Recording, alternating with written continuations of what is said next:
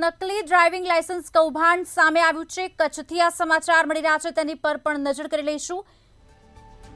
નકલી driving licence કૌભાંડ સામે આવ્યું છે। એક વ્યક્તિની અટકાયત કરી છે। નખત્રાણા પોલીસે નકલી ડ્રાઇવિંગ લાયસન્સ કૌભાંડ પકડી પાડ્યું છે।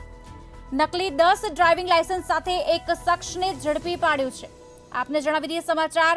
કોટડા જડોદરના ભરત મેરિયા નામના શખ્સની પોલીસે અટકાયત કરી છે।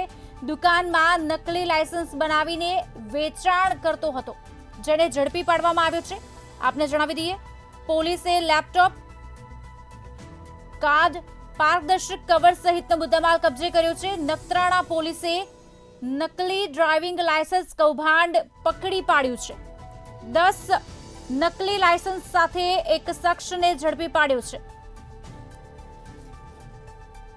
ભરત મેરિયા નામના શખ્સની પોલીસે અટકાયત કરી છે।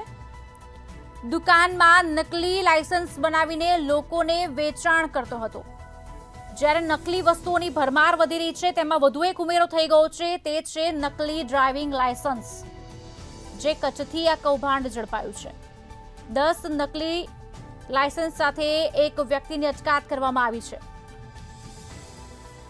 આ અંગે વિગત આપશે અમારા સંવાદદાતા મહેન્દ્ર, મારું ફોન લાઈન પર જોડાયા છે। મહેન્દ્ર, શું વિગતો? જી ચોક્કસ, આપને જણાવી દઉં કે જે રીતના નખત્રાણા પોલીસ દ્વારા કામગીરી કરવામાં આવી છે અને જે નકલી લાયસન્સ બનાવતા એક શખ્સની અટકાયત કરવામાં આવી છે। મહત્વની બાબત છે કે જે રીતના નકલી કૌભાંડો ખુલી રહ્યા છે, ત્યારે નકલી લાયસન્સ બનાવવાનો કૌભાંડ છે તે ઝડપાયો છે, જેમાં નખત્રાણા પોલીસે આ કાર્યવાહી કરી છે। પોલીસની આ કાર્યવાહીમાં 10 જેટલા નકલી ડ્રાઇવિંગ લાયસન્સ છે તે ઝડપાયા છે। તેની સાથે એક શખ્સને પણ દબોચી લેવામાં આવ્યો છે।